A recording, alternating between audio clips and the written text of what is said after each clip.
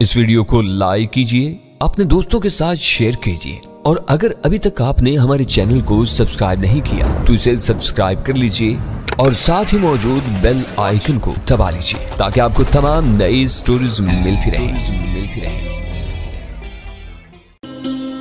गजाला की इस तफसार तरफ निगाहें मेरे चेहरे पर जमी हुई थी। वो थकने वाली मखलूक नहीं है। आओ थोड़ी देर के लिए उसी के कमरे में चलते हैं ताकि उसकी जुबान की खारिश दूर हो सके। वीरा को अंदाजा हो गया था कि हम दोनों उसके कमरे तक पहुंचने में देर नहीं लगाएंगे। हम अपने कमरे से बाहर निकले तो वो दरवाजे में खड़ी हमारा इंतजार कर रही थी। हमें देखते ही उसका चेहरा खिल उठा और उसने पूरा दरवाजा खोलकर हमारे दाखिले के लिए रास्ता पैदा कर दिया। मुझे मालूम है कि तुम यहाँ आकर खामखा जहांगीर के मामू ससुर के पीछे पड़ गए हो, मगर यह अंदाजा नहीं था कि तुम उससे खौफजदा हो।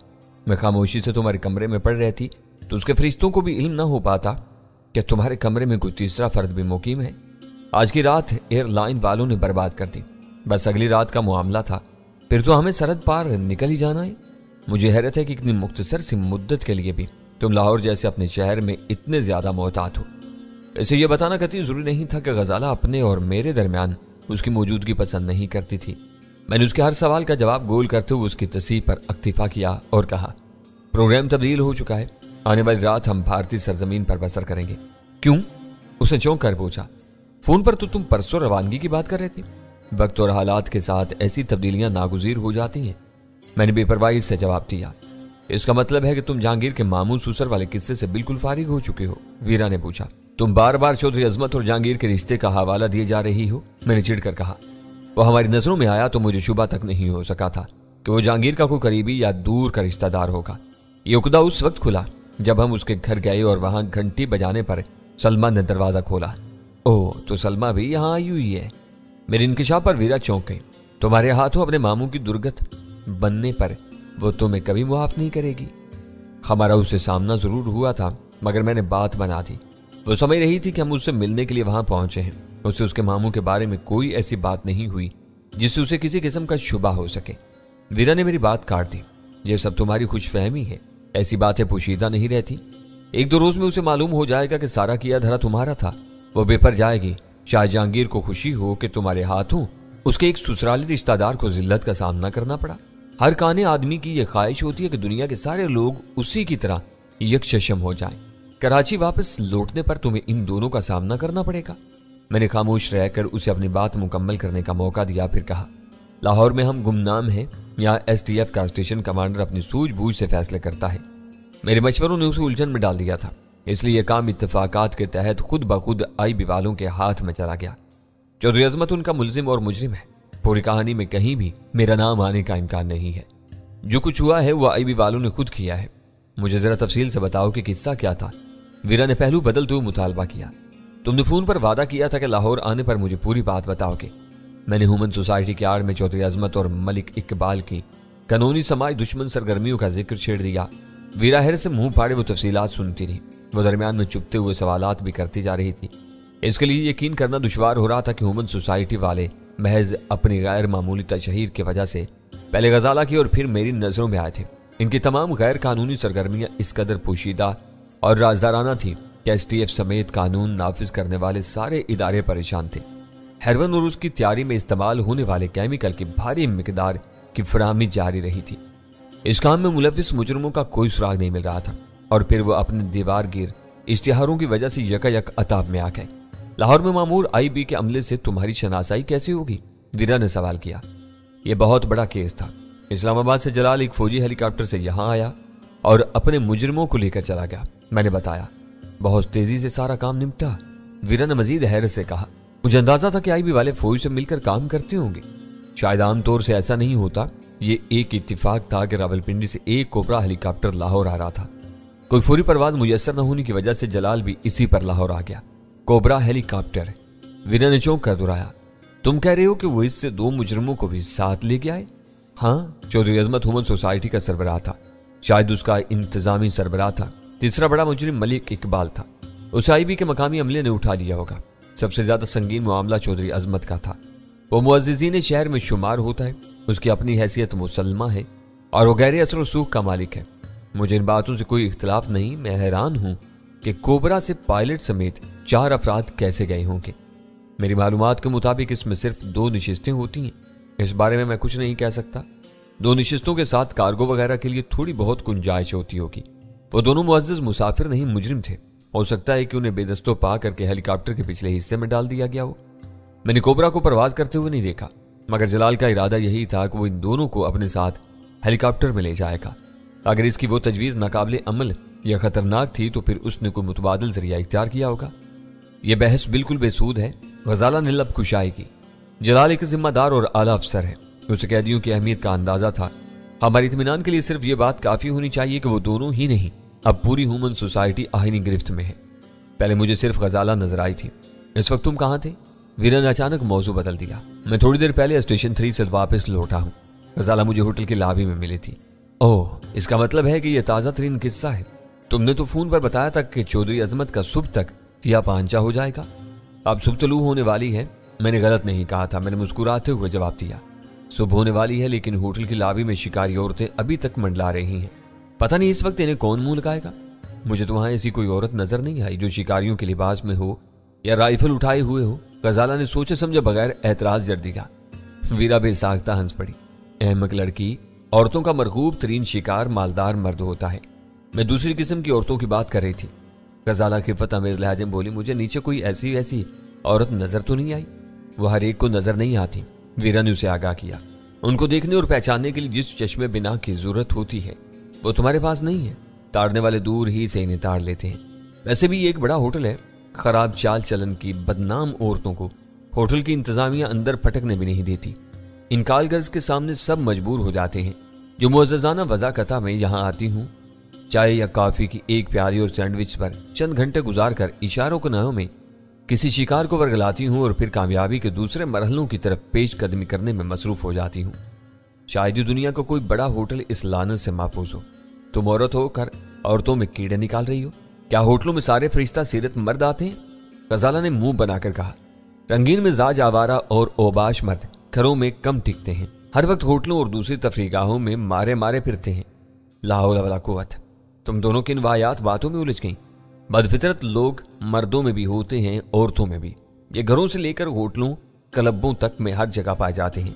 इनके बारे में बातें करके तुम दोनों अपना वक्त बर्बाद कर रही हो।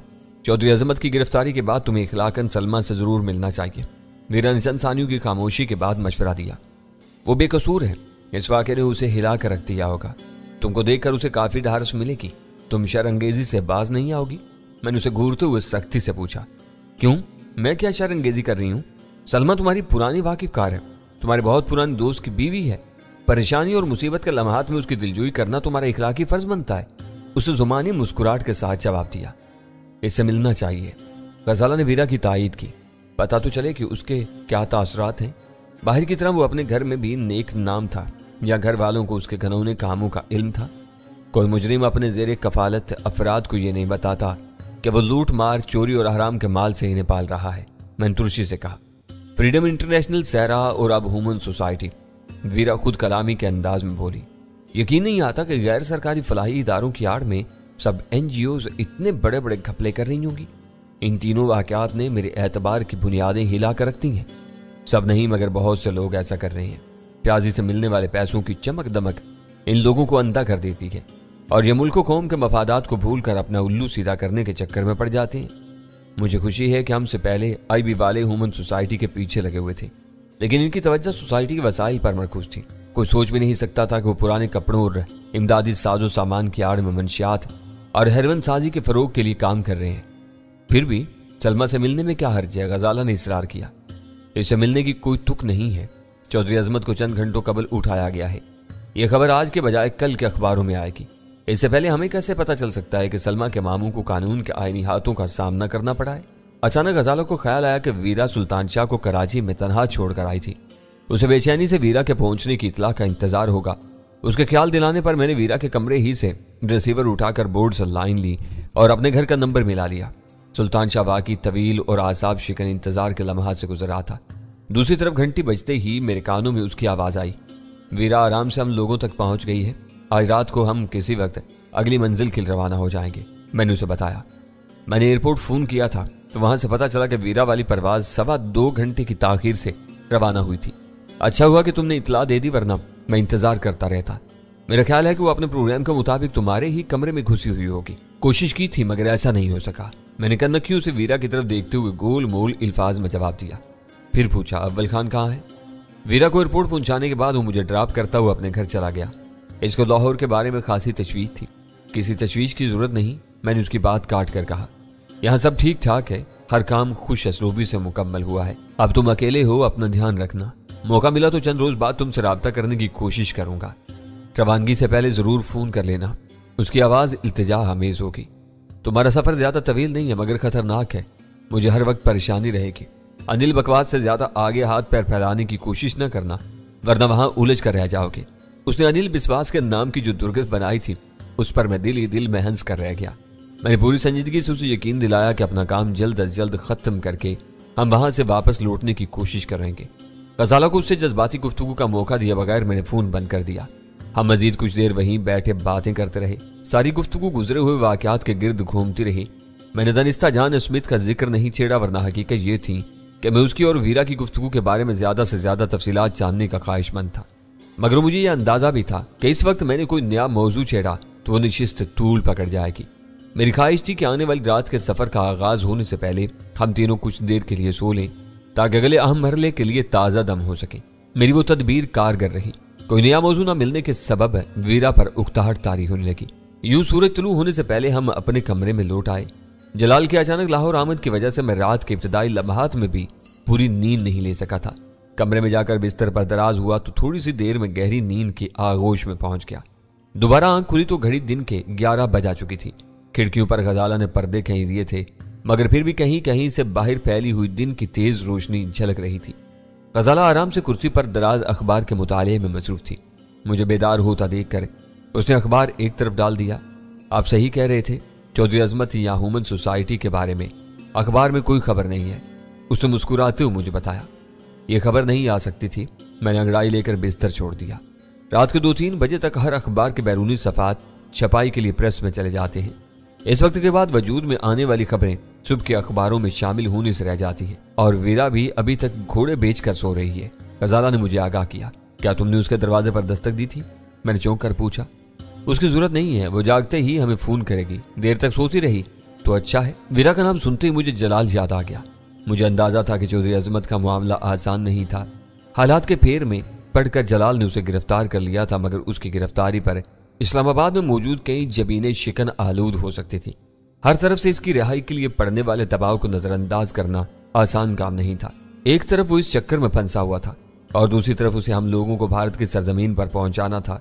अपनी मसरूफियात में से वक्त निकालने के लिए जरूरी था कि उसे ज्यादा से ज्यादा मोहलत दी जाए।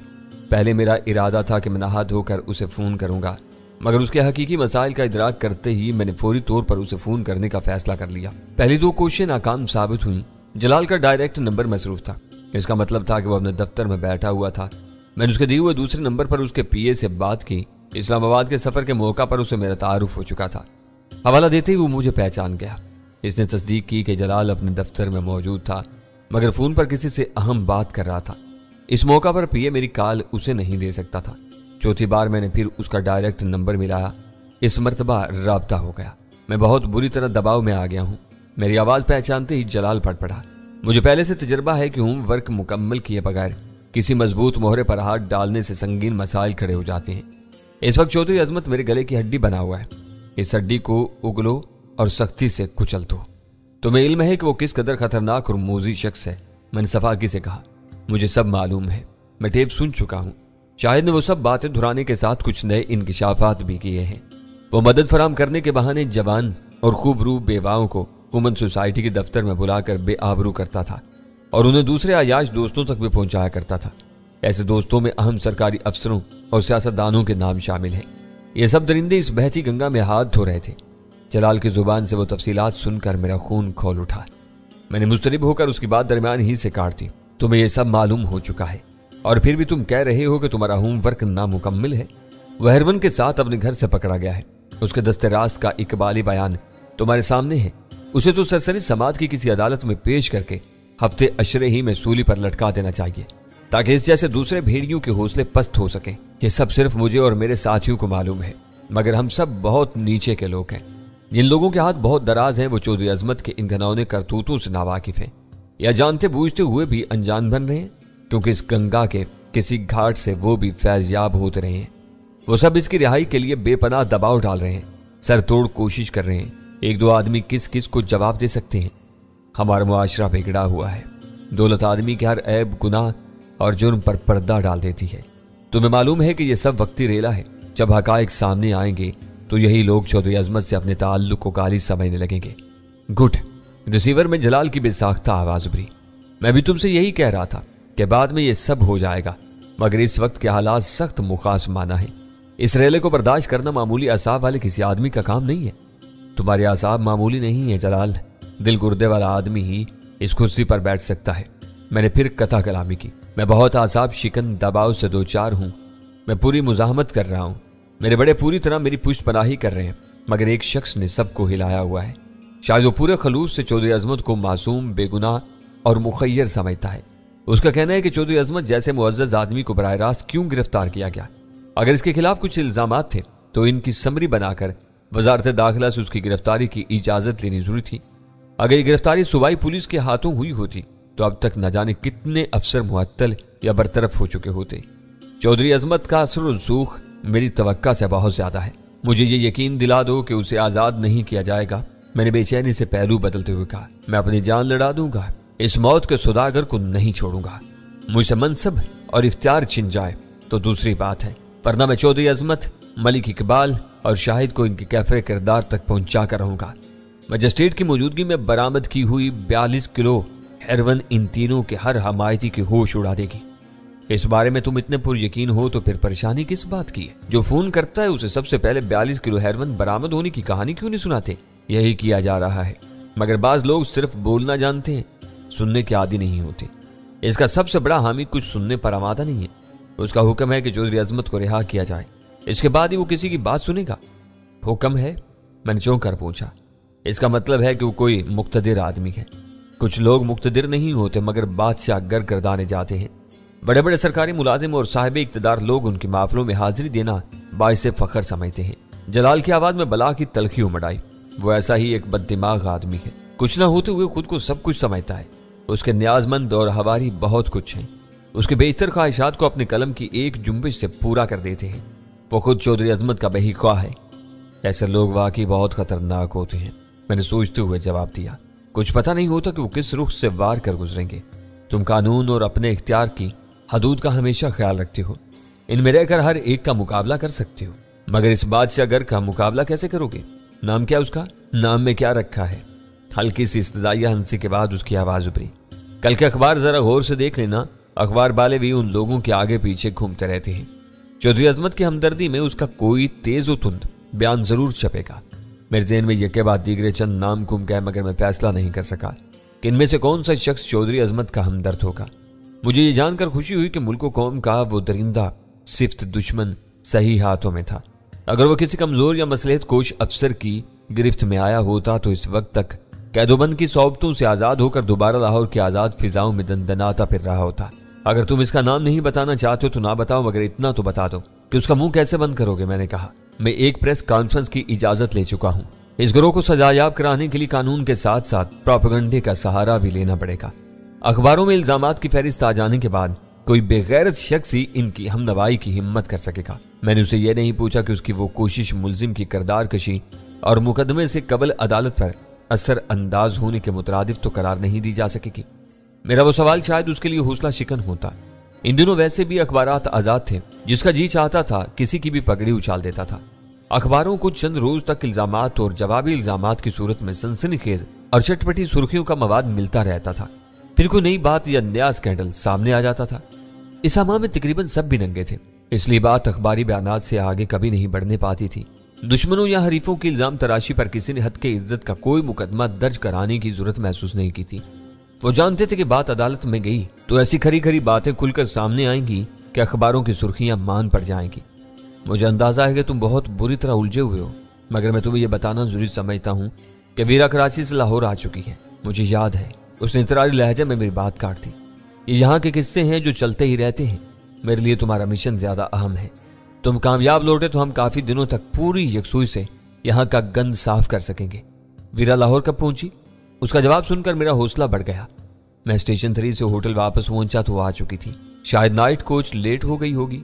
तुम फिक्र ना करो, ये मामला हर मसले पर मुकद्दम है।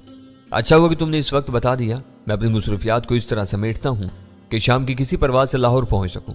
इस वक्त तक यहाँ के हालात वाजे हो चुके होंगे। तुम होटल ही आओगे? मैं गैर इरादी तौर पर सवाल कर बैठा। ना आ सका तो फोन करूंगा, किसी न किसी तरह तुमसे राब्ता हो जाएगा। 7 बजे के बाद तुम अपने कमरे में मौजूद रहना।